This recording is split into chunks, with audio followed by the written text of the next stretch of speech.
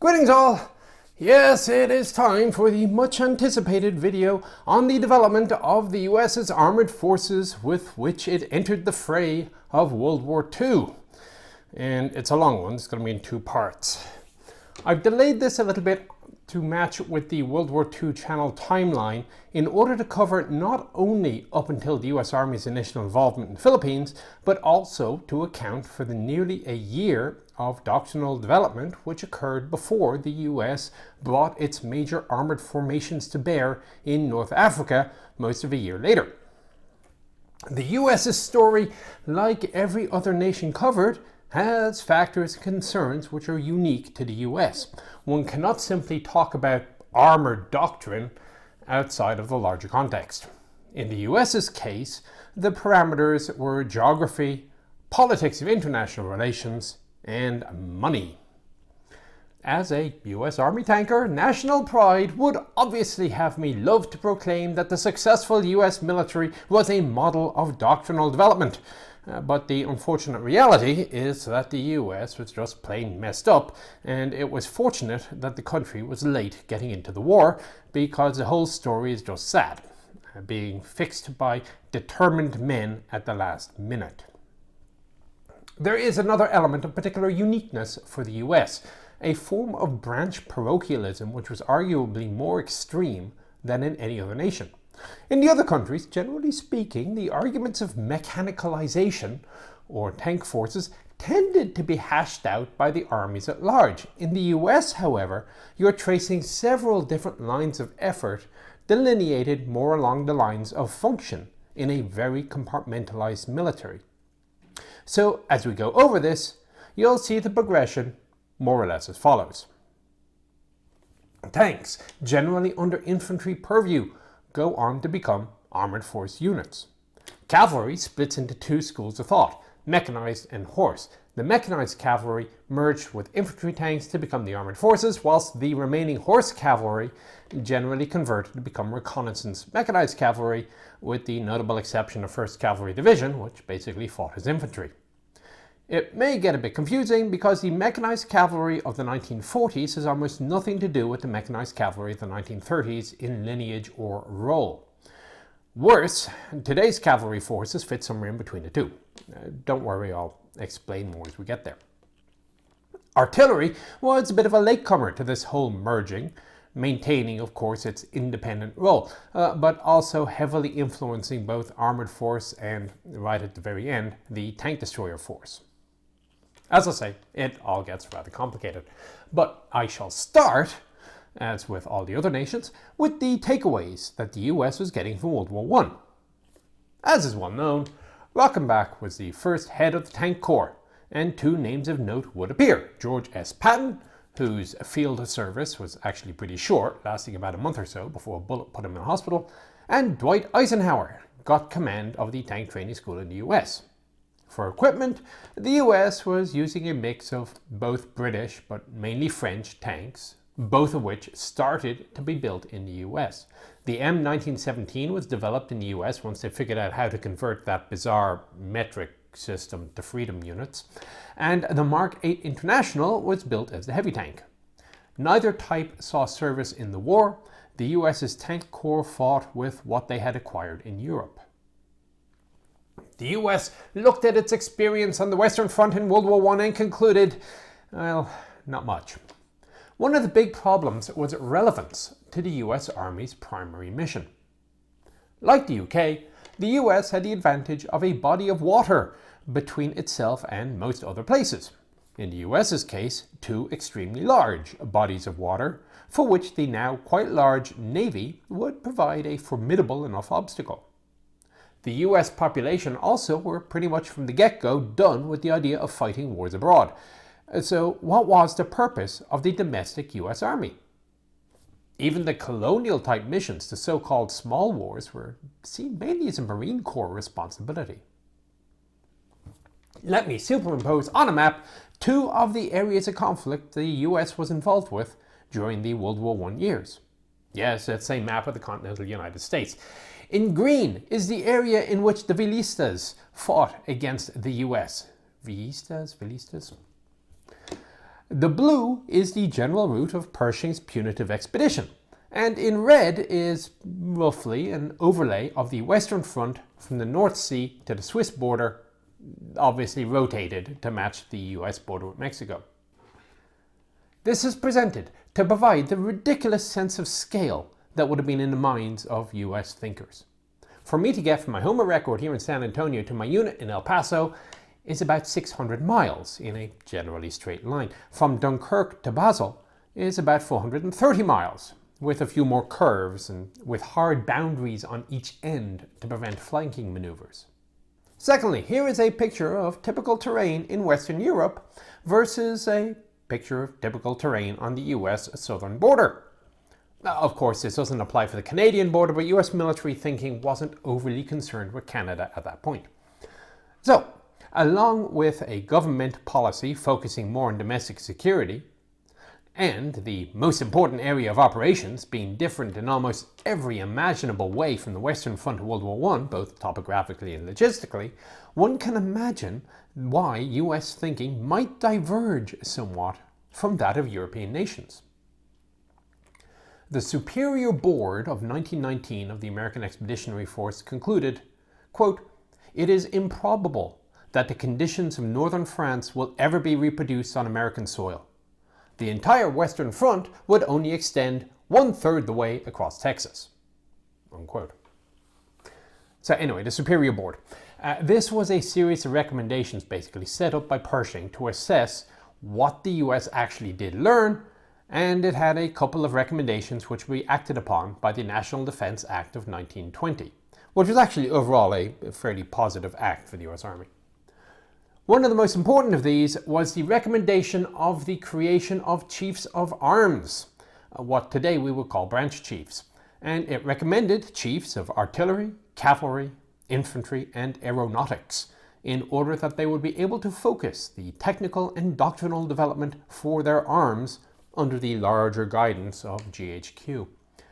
The thinking was that there was no particular push for development in any branch right now, as nobody had ownership of any of the problems.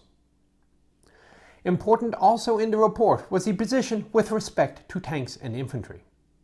It divided Allied technique during the war into two types of warfare: artillery-centric and infantry-centric. In the former, the majority of the damage would be conducted by artillery, and the infantry would basically just finish the job and mop up. In the latter, the decisive part of the battle was for the infantry to close with and engage the enemy, and all other arms were subordinated to that end. The report concluded that the latter was proven to work, the former not. Now, it's also worth noting that the Americans didn't actually really take part in the times in the middle of the war when infantry tried to attack and got completely hammered by machine guns and so on, but anyway. Tanks were declared to be an important part of this support, both for the morale and firepower capabilities, and thus the board made very clear that the tank service, quote, "should be under the general supervision of the Chief of Infantry and should not constitute an independent service." Pershing and his aide, a certain Colonel George C. Marshall, also testified to Congress to that extent. So this paved the way in the 1920 National Defense Act for two things to happen which are relevant to this talk: the creation of the branch chiefs and the confirmation that tanks would fall under infantry. In a heading entitled Combined Arms, the report observed that infantry officers at battalion and higher levels were in reality no longer infantry officers, but general combat leaders in charge of integrating all arms to achieve the purpose.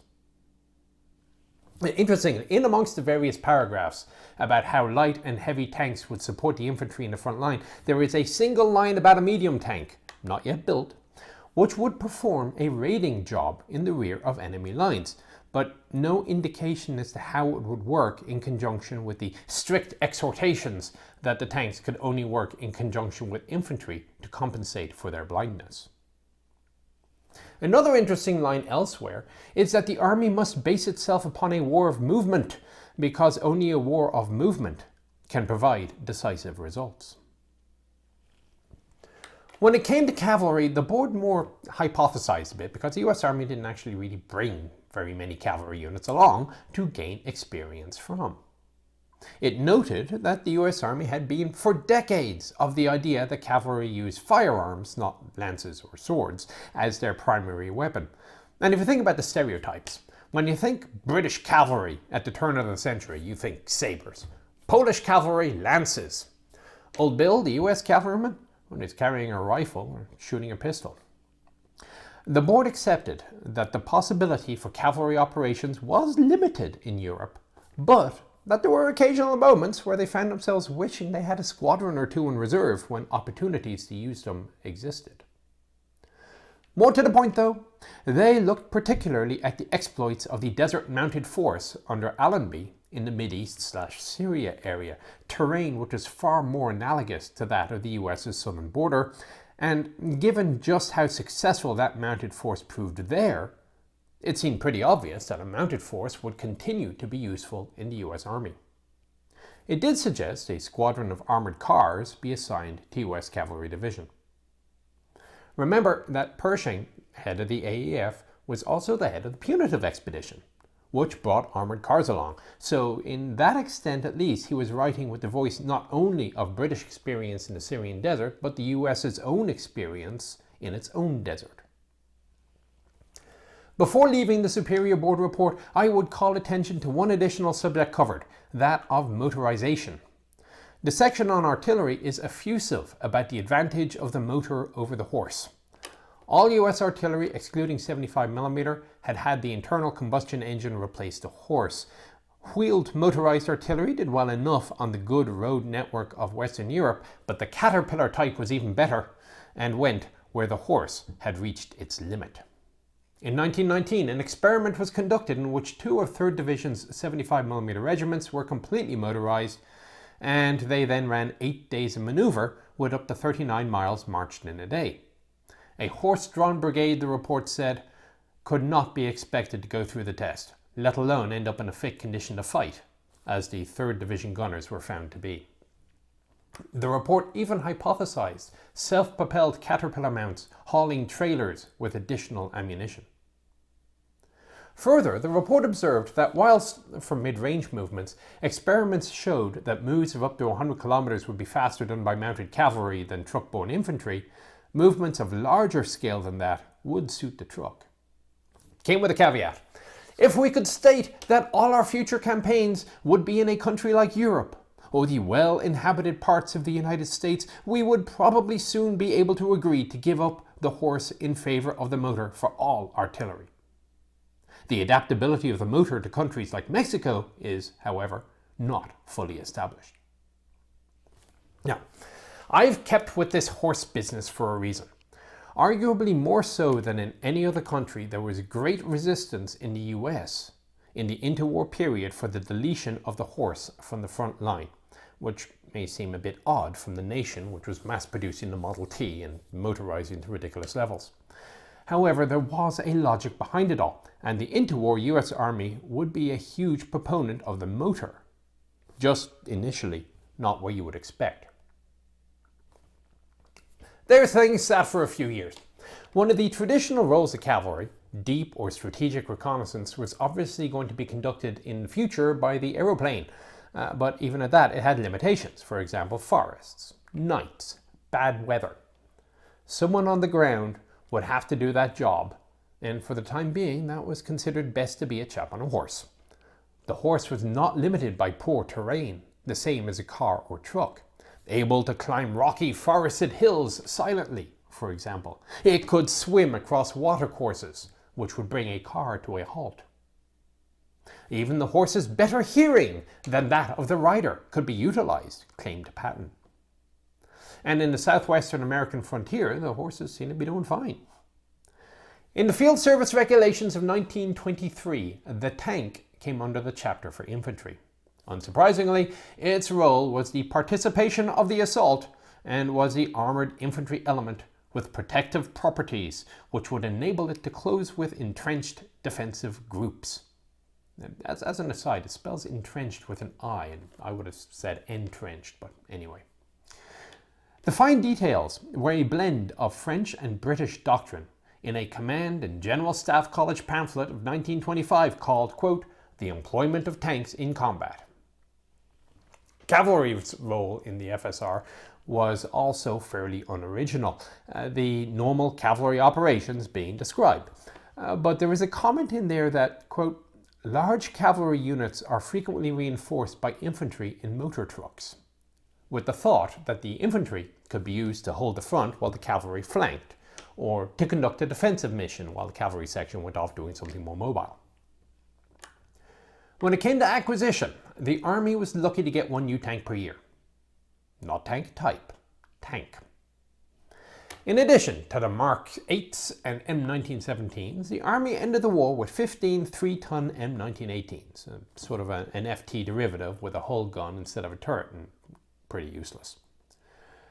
Then the post-war cuts hit, and there wasn't even funding for proper technical development. The Army felt that the US needed medium tanks more than light tanks and tried to set about developing one. With Rockenbach basically being the head of the tank arm, he set out some requirements which, in common with the rest of the Army, looked more at the open spaces of Mexico than the trenches of Flanders. So specialized trench warfare tanks like the Mark 8 were out. First came the M1921 and then the M1922, which was suspiciously like the British Medium D, complete with its cable suspension. Then funds were found in 1926 to convert the M1921 to an M1926 and for the purchase of a light tank, the T1. And that was it, really. Total stagnation until 1927 or so, at which point some parallel lines of effort started to come through.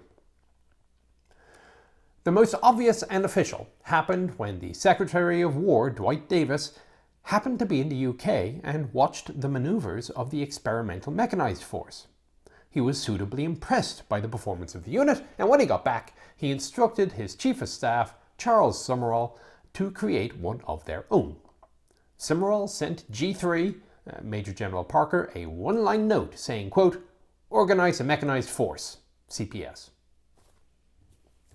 It cascaded through the G3 channels to the Training Department Operations section and the desk of a Colonel Adna Chaffee. Thus was created the Gasoline Brigade, or more officially the Experimental Mechanized Force, differing from the UK version in the name by the use of a Z in Mechanized. Stood up on 01 July 1928 at Fort Leonard Wood, Maryland. It's known as Fort George G. Meade these days, for those who are confused. On strength, it officially had a battalion of motorized infantry on World War I trucks, most of a battalion of artillery, also using World War I trucks, a battalion of World War I light tanks, a battalion of World War I heavy tanks, a company each of engineers and signals, medical and ammunition detachments, an observation squadron, and one company of armoured cars. The most modern equipment was a platoon of 4 of the T1E1 light tanks. The first order of business was to test operational mobility with a road march from Leonard Wood to Aberdeen to Carlisle and back home again. Total distance of about 260 miles. It would then turn into the task of testing tactical and strategic employments, experimenting with organization and equipment with a view to developing doctrines. However, the ancient equipment couldn't make much more than 4 miles an hour and tended to break down a lot, so it was viewed as such an embarrassment that even planned visits by foreign military attaches were cancelled, and then the whole unit was just disbanded on the 20th of September. Around the same time, 1st Cavalry Division under General Van Horn Mosley was holding its own set of exercises down in Marfa, Texas. As he observed, when the cowboys down his neck of the woods were herding cattle with Fords instead of horses, it was time to look at a change. Instead of motorizing the teeth arms, though, they went the other way and they motorized the logistics. Infantry and artillery had both driven long haul to the cavalry base on trucks for the exercise and arrived in good order. In the horse units, the trucks supported the horse, and it did so very well, massively increasing their radius of action. A horse-drawn logistics train was good for about 8 miles from a railhead. The trucks could increase that to 36, and the report concluded that the use of animals for the same job would have been impossible. Of course, there was still the matter of getting the horses around themselves. Again, trucks came to the rescue, this time with horse trailers, moving a troop of about 50 horses and men nearly 300 miles and arriving in pretty good condition. It proved the theoretical viability of motorized horse cavalry, which would keep coming up as a concept from time to time over the coming years. Also being trialled were radios with the cavalry units, but they were proving unreliable. Motorcycle messengers and even aircraft would be used as a backup to send messages. The 1929 exercises down there added an armoured car squadron, radio equipped, which performed well, but the lack of ditches and fences in the exercise area was noted as not hindering the cars as much as perhaps they could have. In the meantime, back in DC, Chaffee was considering the problems demonstrated by the gasoline brigade, and as a member of the War Department's Mechanization Board, he was in a position to do something about it. The board made a report in December 1928 and proposed a 4-year plan to create a purpose-built organization but equipped with modern equipment. This met with the approval of Secretary Davis. Only problem? The financial year 1930 budget had already been submitted to Congress, so nothing was going to happen for a while. Chaffee was advocating for a self-contained, highly mobile, long-ranged force of a more balanced composition, i.e. not quite as tank-heavy, than was being proposed by the UK. In the meantime, that search for more modern equipment continued. Ordnance were still messing around with the T1s, rebuilding them with new engines or suspension systems. And then along comes a Walter Christie with his M1928. In November 1928, the thing did a run from Fort Leonard Wood, Maryland to Gettysburg and back, about 140 miles. On the way out, on wheels, it tapped 70 miles an hour. On the way back on tracks, it hit at least 42. There were no two ways about the fact that this tank commanded attention, and the Army bought one, the M1931. Only problem, the Army wanted light tanks to be under 7 tons due to truck capacity and mediums to be under 15, so as to not exceed the weight capacities of typical bridges. The Christie, as it stood, already was breaking 12. Now, in fairness to the tank designers, the engineering corps was a little bit behind the times. The Chief of Cavalry observed that there was only one 7.5-ton divisional engineer bridge in the Army, and it was designed in the Civil War for the advance on Richmond. Maybe the engineers needed to catch up a bit. In fact, the Army eventually bought 7 M1931s as a public furore began in Congress, and the media were wondering why the Army wasn't buying the number of tanks that Congress had set aside the money for. Ordnance said just one was enough to test. Congress, pushed particularly by reporting in the Chicago Tribune, ended up holding a hearing on the matter, and in the end, 7 Christies joined the force. 3 with 37mm guns, known as Convertible Medium Tanks T3 and given to the infantry, and 4 with caliber 50s as Combat Cars T1, because the cavalry could not have tanks due to the 1920 law. Over the next few years, the US Army would purchase and evaluate a slew of Christie-derived tanks, eventually deciding that they did not meet requirements as well as other options. And I have an in-depth look at this series of vehicles and their test reports in another video. I'll put the link below. Indeed, 1928 to 1934, the Army basically only purchased Christie-type tanks until the arrival in the scene of that year of the Combat Car T5 and its volute spring suspension bogies. That would eventually become the Combat Car M1 and the predecessor to Stuart, and as it did basically everything it needed to, as well as, if not better than, the Christie tanks, and cheaper, it became the new pattern tank for mass production. But that is getting a little ahead of ourselves. Quickly, winding the clock back to 1930, and the FY31 budget allocated about $285,000 for mechanization. It's worth noting that the 7 Christie tanks just purchased cost $250,000, so we're obviously not looking at a major expenditure here. Still, the Army had a problem in that it needed an excuse to avoid handing over Fort Eustis to the Justice Department, which wanted to convert it to a prison. Summerall's last action before leaving the Chief of Staff's position was to order the creation of the Mechanized Force at Fort Eustis and make it a permanent organization. Also in 1930, the new head of the tank school, Colonel James Parsons, made some bizarre proposal to create a tank division formed from elements of all the combat arms. He felt that they would be capable of extended independent operations. Crazy man. Also in 1930, then Major Patton, amongst others, was writing a few articles on cavalry subjects in the military journals. He hadn't written much of particular note until then in the interwar period, generally towing the horse line that was in vogue. He had written an article about veterinarian services, for example, in the mid-1920s. He wrote two in 1930, though, involving motors. The first, co-written with a Major Benson, observed that lots of other countries were looking at fast tanks, armoured cars and self-propelled guns and so on, so perhaps the US ought to pay some attention to these developments to see what sort of a threat they posed. The article is actually available online. They then set about assessing them, concluding that the horse was still the primary system for the cavalry. In one paragraph, they specifically called out the Christie tank and commented that it could not have operated in northern Chihuahua, where the US horse cavalry had rounded up several hundred villistas. With respect to cavalry duties, quote, "To expect mechanical vehicles to take over these duties is to expect the impossible." Not that armoured vehicles were considered useless, they were acknowledged as powerful.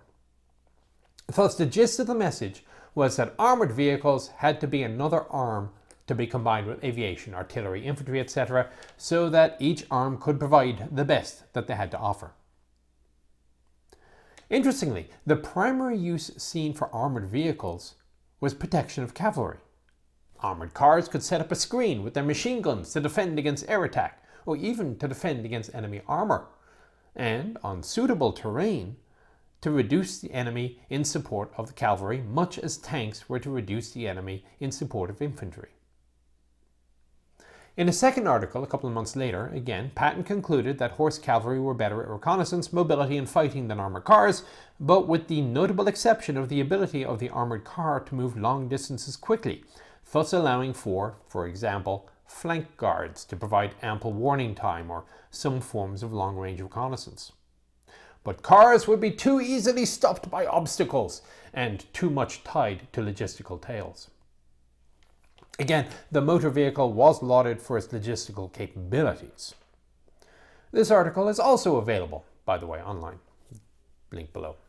Quote, "It is confidently asserted that if anyone will take the trouble to personally examine the districts made famous by the Peninsular and Bull Run campaigns of '62, or the Wilderness Campaign of '64, he will have to admit no machine yet made or dreamed of could have replaced to any appreciable degree the man on foot or the man on horseback."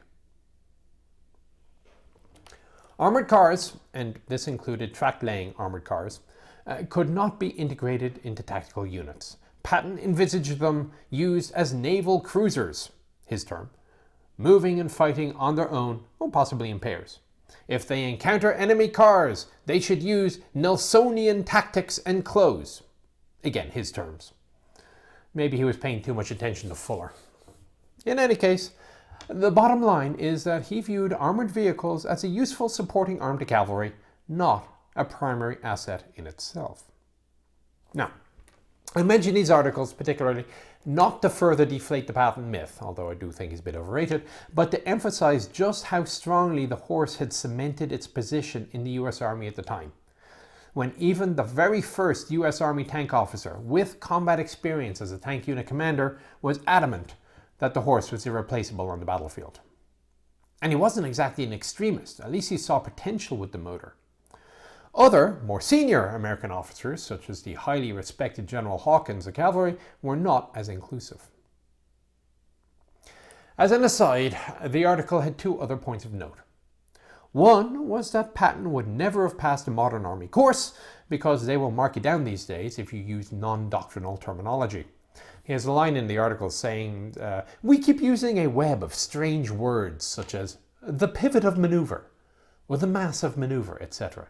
And instead you should just say, grab the enemy by the nose and kick him in the pants.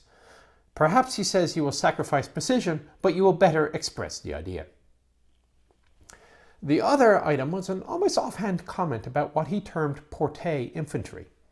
Now, quite how this differs from the truck infantry of the 1923 regulations seems unclear, but at least he was thinking combined arms. As another aside, there were 3 other 1930 Cavalry Journal articles of note, and again, this is all online.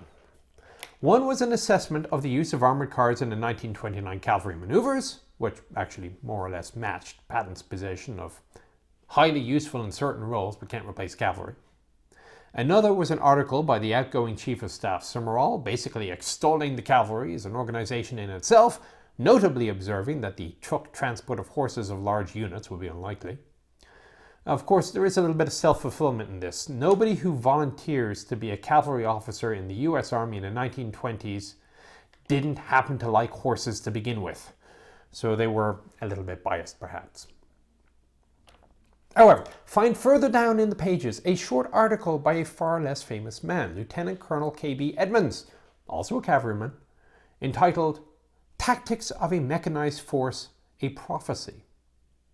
He calls out the infantry as, quote, still worshipping at the shrine of the Queen of Battle, whose creed is that the sole function of all arms is to advance the foot soldier.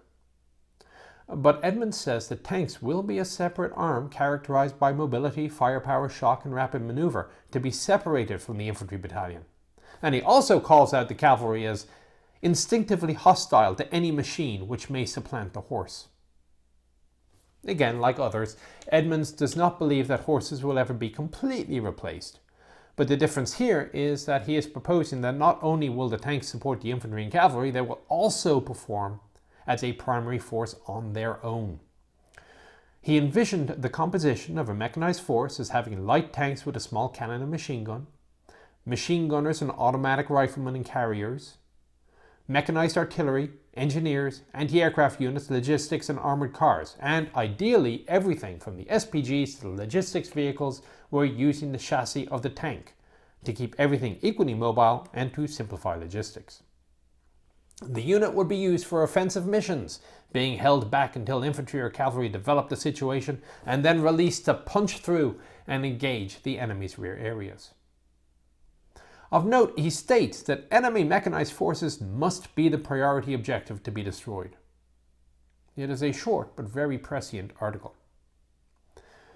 A talk at the Army War College by an artillery officer made the more pragmatic point that keeping a car going was cheaper than keeping horses going, and these days more men seem to know more about keeping a motor running than keeping a horse healthy. However, we must now leave the pages of the Cavalry Journal and return to the orbits of Chaffee in DC. He had to create a mechanized force, but as stated earlier, he had basically no money to do it. This meant that buying new equipment wasn't really going to happen. However, the force was stood up in November 1930, the automotive powerhouse of the United States putting forward its Automotive Force, also known as Mechanized Force, also with a Z. 19 officers, 519 enlisted, 4 T1 light tanks, 6 M1917s with a new engine, 5 M1917s with the original engines, 66 trucks, 10 armored cars, 7 tractors, 4 motorcycles, and 22 passenger cars.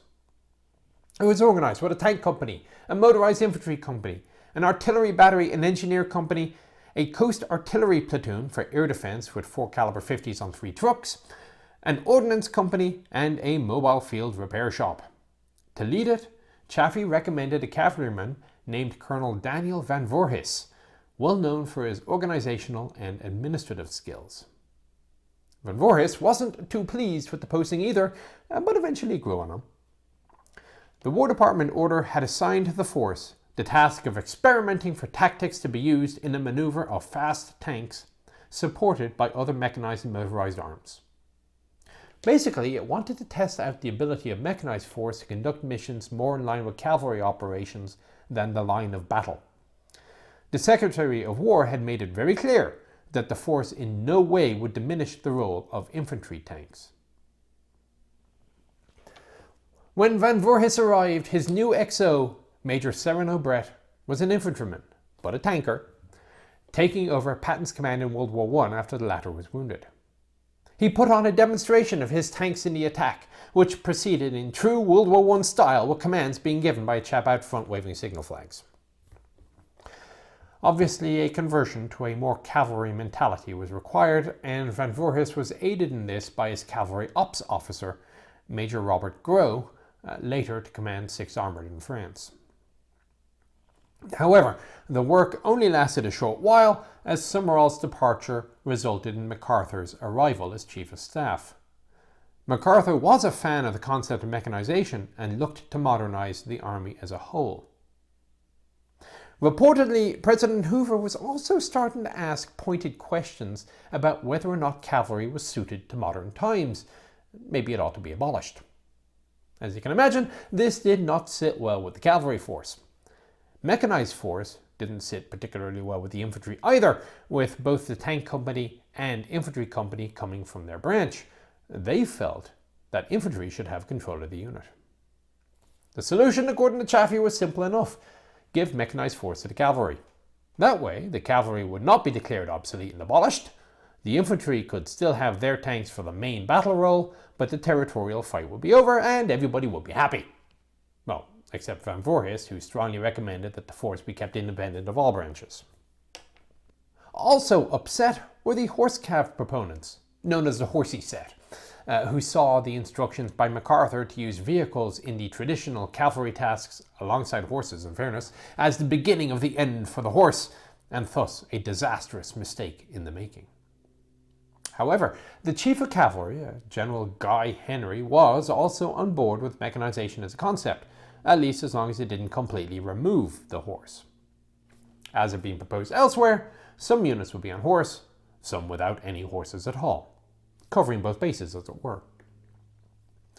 As a new cavalry unit, but without authority to expand the cavalry force, the logical conclusion was that a horse cavalry unit needed to be converted. The 1st Cavalry Regiment in Marfa, Texas was picked, and off they went to the new home as part of the 7th Cavalry Brigade Mechanized, after what was described as a ceremony with the tone of a funeral service.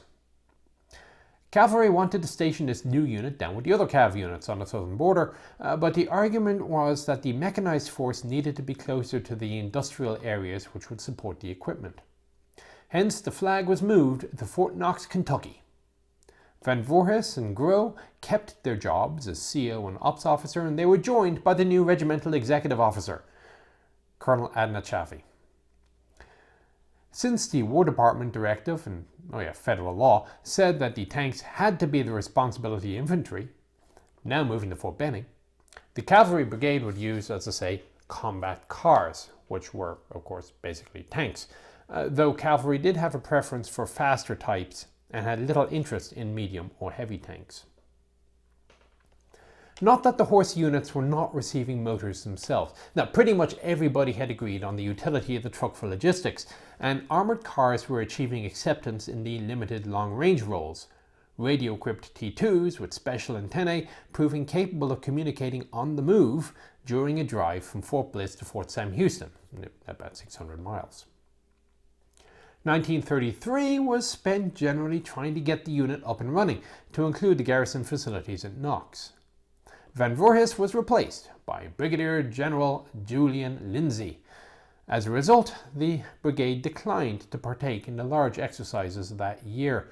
They had been invited to Fort Benning to conduct various close reconnaissance tasks, but there was another ally in high places, General Moseley, who again was a cavalryman, and he was now MacArthur's deputy. He had been keeping a close eye on the mechanized force, believed that honestly a horse unit probably would be better at the task in Benning, and suggested to the 7th Mech Commander that they wait for an exercise better suited to the mechanized units.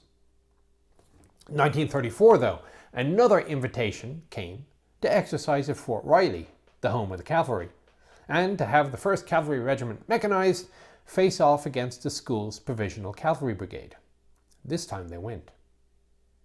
Of course, the equipment available was still generally old. The centerpieces were the 4 Christie tanks, convertible combat cars, with their caliber 50 guns.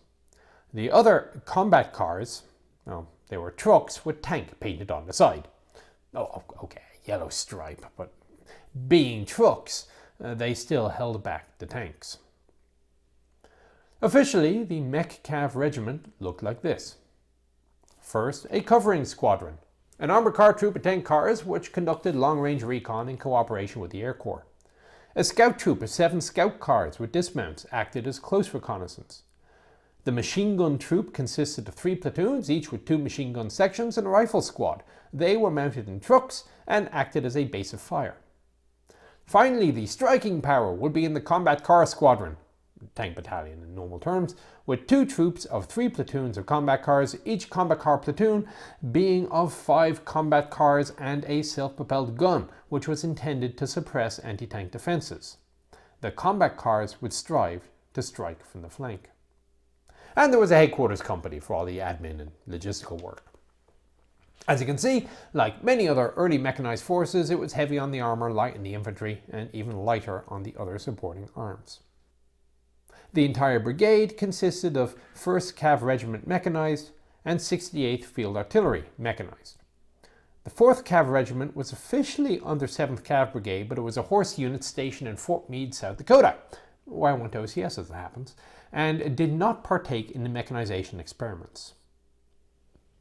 The first thing that Chaffee, now in command of 1st Cav Regiment, did was to judge the annual Fort Riley Horse Show. Then they put to work on the simulated battlefield. Mobility was hampered by heavy rains, but the covering squadron performed well. In the force-on-force exercise, the Mech forces lost a race to a critical bridge to the Riley unit's scout cars, and thus had to make a 75-mile detour. Again, the takeaway from this seemed to depend on your bias. The Horsey set observed that once the bridge had been lost, the mechanized unit had to go 75 miles the wrong way when the horses could just swim across.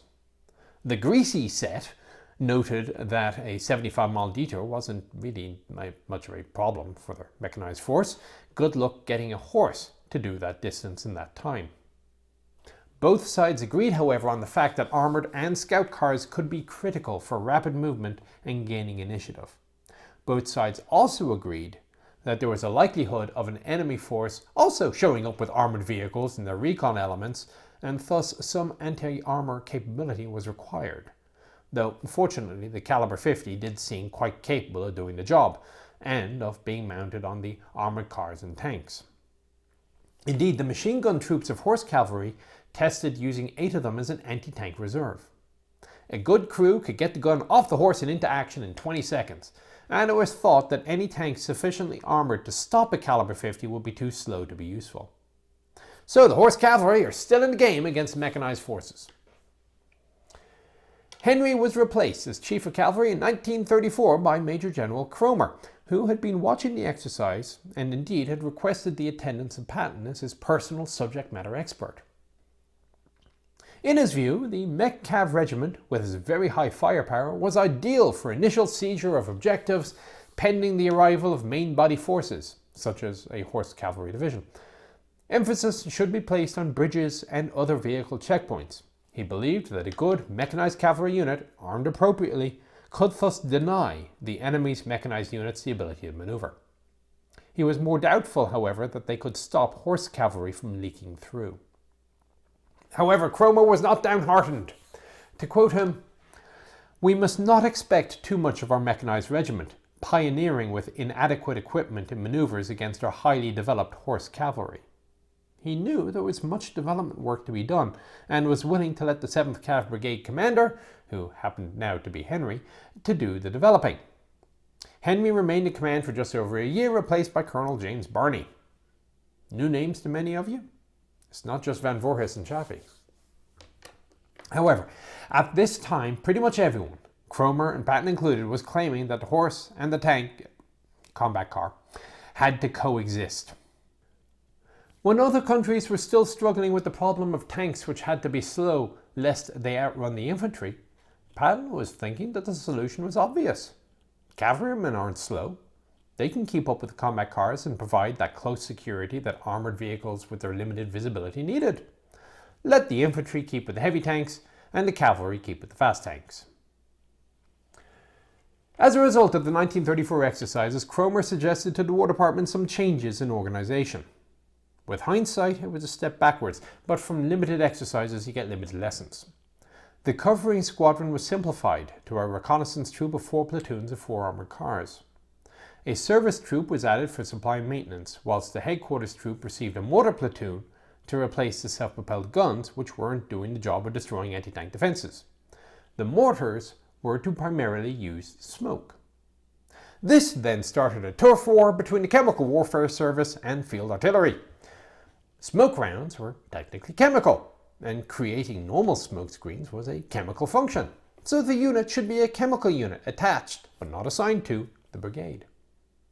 Field Artillery held the position that, lobbing things at the enemy was artillery's job, and the mortars should be theirs. Eventually Chemical won. The two troops of combat cars were now to use 4 platoons, increasing the combat car strength, and the machine gun troop would now get a full rifle platoon. And the vehicles would be half-track cars T1E1, which were 3-ton vehicles with a Cadillac V8 hauling them around at some 40 miles an hour. They weren't the only new vehicles.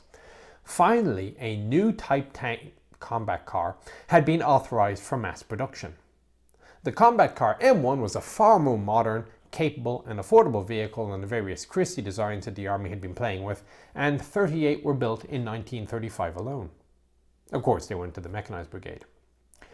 Eventually, about 115 of the things would be built until 1939. The infantry also were finally getting new tanks, the almost identical light tank M2A1, of which they received 9 in 1935. Unlike the cavalry though, which preferred the caliber 50 and caliber 30 to be in the turret, infantry declared a preference for a twin-turreted vehicle. This was the M2A2, of which another 248 were built mainly in 1936 and 1937. Now, I'm not talking much about the infantry tanks in this chat though, mainly because there was little doctrinal development in the idea of close support to infantry. That said, the 1931 manual did postulate the idea of a leading tank in addition to the accompanying tank, which was basically supposed to bash through an enemy line and engage enemy rear assets like artillery or reserves while the main infantry attack with the accompanying tanks went on. This seems to be something of a similar concept to one that the Soviets were working on at about the same time. I would direct you to the talk on that. Link below. Doesn't seem to have gone anywhere though, but the 3 infantry Christie tanks with a 37mm gun were considered for the role. Like the other nations, the infantry branch also tried to figure out how to match a 45-mile-an-hour tank to accompany a walking pace soldier. Part of the reason for this mass production of the M2 light tank was the change in Army leadership in 1935 from General MacArthur to General Craig, who was of the belief that the Army really needed to stop focusing entirely on R&D in the search for the perfect equipment and buy something, at least acceptable, for use right now. This had advantages and disadvantages. The advantage was that the troops could actually start training with decent modern equipment.